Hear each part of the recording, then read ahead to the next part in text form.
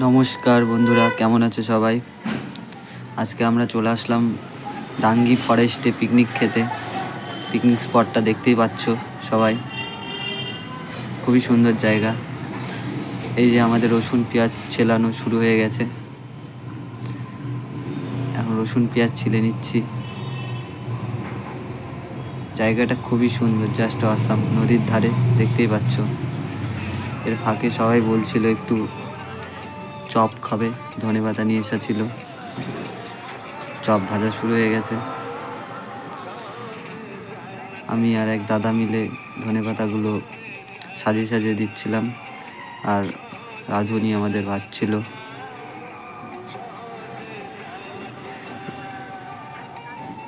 এর ফাঁকেই কেউ কেউ ড্যান্সও দিচ্ছিল, দেখতে পাচ্ছ।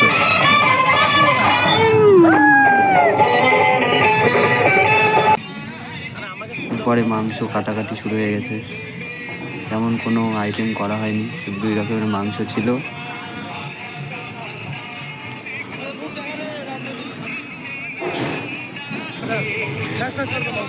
রান্না শুরু হয়ে গেছে, মাংস রান্না করবে এখন।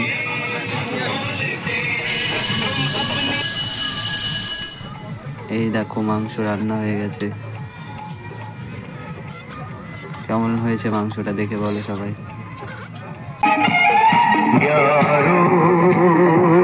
নাচ শুরু করে দিয়েছে।